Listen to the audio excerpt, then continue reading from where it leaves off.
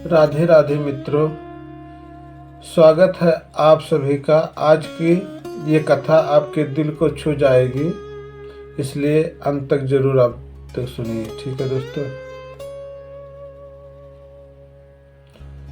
कथा है श्री कृष्ण की और गोपाल लीला, गाय चराने की अद्भुत कथा। वृंदावन की पावन भूमि में हर दिन एक नई लीला होती थी। सुबह होते ही पूरा गोकुल भवन भगवान श्री कृष्ण की मधुर बांसुरी की धुन से जाग उठता था। एक दिन की बात है, सुबह का समय था। नंद भवन में माता यशोदा कृष्ण को तैयार कर रही थी। माता ने कृष्ण को पीतांबर पहनाया, कमर में छोटी सी घंटियां बांधी और माथे पर तिलक लगाया। कृष्ण हंसते हुए बोले, मैया जल्दी करो, मेरे सखा बाहर इंतजार कर रहे हैं, हमें गाय चराने जाना है। माता यशोदा मुस्कुराई और बोली, लल्ला जंगल में ध्यान से रहना, दूर मत जाना। इतना कहकर उन्होंने कृष्ण को माखन और रोटी की पोटली दे दी। ग्वाल वालों के साथ वन की ओर थोड़ी ही देर में कृष्ण अपने सखाओं के साथ निकल पड़े। उनके साथ थे श्रीमद, दामा, सुदामा, सुभल और कई ग्वालवाल। सैकड़ों गायें आगे आगे चल रही थी और पीछे कृष्ण बांसुरी बजाते हुए चल रहे थे। जैसे ही बांसुरी की धुन जंगल में गूंजती, पंछी गाना बंद कर देते, हिरण ठहर जाते और पेड़ भी मनो झूमने लगते। ग्वाल बाल खुशी से चिल्लाते, देखो देखो, हमारे कृष्ण की बांसुरी सुनकर पूरा जंगल खुश हो गया। जंगल पहुंचकर सभी ग्वाल बाल खेलने लगे। कोई पेड़ों पर चढ़ रहा था, कोई नदी के किनारे पत्थर फेंक रहा था और कोई कृष्ण के साथ दौड़ लगा रहा था। सभी कृष्ण किसी सखा को पोटली छिपा देते तो कभी सब मिलकर हंसी मजाक करते। कृष्ण की लीला इतनी मधुर थी कि सभी सखा हंसते हंसते लोटपोट हो जाते थे। यमुना किनारे स्नान। कुछ देर बाद धूप तेज हो गई। कृष्ण बोले, चलो सखाओ, यमुना में स्नान करते हैं। सब ग्वाल बाल दौड़ते हुए यमुना किनारे पहुंचते। सबने अपने अपने कपड़े किनारे रखे और पानी में कूद पड़े। कृष्ण पानी उछालते हुए सखाओं पर डालते। सभी सखा हंसते हुए बोले, कृष्ण तुम तो हमें पूरा भिगा दोगे। काफी देर तक सभी जल में खेलते रहे।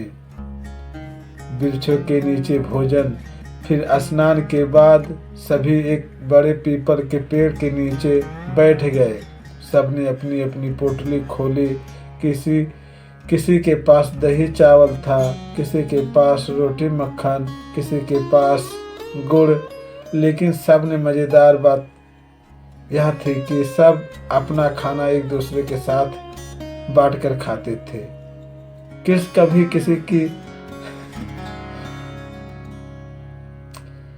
कभी किसी का रोटी खा लेते तो कभी किसी का माखन। ग्वाल बाल हंसते कहते, कृष्ण तुम तो सबका माखन खा जाते हो। कृष्ण हंसकर कहते, अरे तुम सब मेरे अपने हो, तुम्हारा खाना मेरा और मेरा खाना तुम्हारा। भगवान का सरल लीला। जो भगवान पूरे संसार का पालन करते हैं, वही भगवान अपने भक्तों के साथ ऐसे सरल और बाल स्वरूप में खेलते थे। गायों को चराना, सखाओं के साथ खेलना, यमुना में स्नान करना, ये सब भगवान की अद्भुत लीलाएं थी। कथा की संदेश। इस कथा से हमें यह सीख मिलती है कि भगवान बड़े बड़े यज्ञ या धन से नहीं, बल्कि प्रेम और सरलता से पाए जा सकते हैं। जिनके मन में सच्चा प्रेम और भक्ति होती है, भगवान स्वयं उनके जीवन में आनंद भर देते हैं। बोलिए वृंदावन बिहारी लाल की जय, श्री कृष्ण कन्हैया लाल की जय। राधे राधे। अब कथा यहीं पे समाप्त होती है दोस्तों। फिर हम अगला कथा कोई अच्छा लाएंगे फिर। और वीडियो कथा सुनने के लिए आप सभी का बहुत बहुत धन्यवाद। और जाते जाते आप लोग ये हमारे इस वीडियो को लाइक और चैनल को सब्सक्राइब जरूर करिए। और आखिरी में अपने माता पिता का ध्यान जरूर रखिएगा। राधे राधे, धन्यवाद।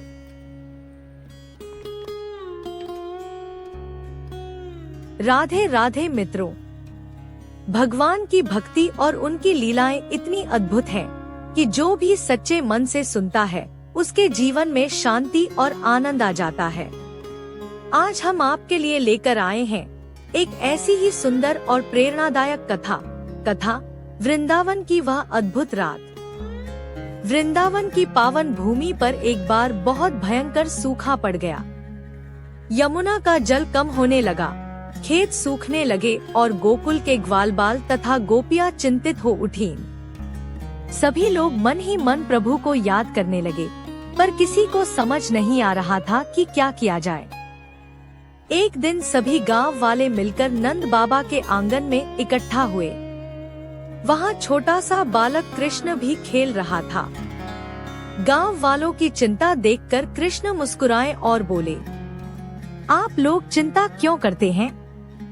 जब तक मैं वृंदावन में हूँ, किसी को कष्ट नहीं होगा।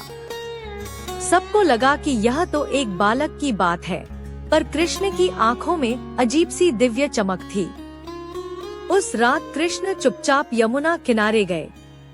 उन्होंने अपनी बांसुरी उठाई और मधुर धुन बजाने लगे। जैसे ही बांसुरी की धुन गूंजी, वृंदावन की हवा बदलने लगी। पेड़ों की पत्तियां हिलने लगी, पक्षी शांत होकर सुनने लगे और आकाश में बादल इकट्ठा होने लगे। कृष्ण की बांसुरी की धुन इतनी मधुर थी कि मानो प्रकृति भी उनकी भक्त बन गई हो। कुछ ही देर में काले बादल छा गए और तेज वर्षा होने लगी। सूखी धरती को जल मिल गया, खेत हरे भरे हो गए और यमुना फिर से भरने लगी। सुबह जब गांव वाले जागे तो यह चमत्कार देखकर आश्चर्यचकित रह गए। सब लोग समझ गए कि यह किसी साधारण बालक का काम नहीं हो सकता। नंद बाबा ने प्रेम से कृष्ण को गोद में उठा लिया और बोले,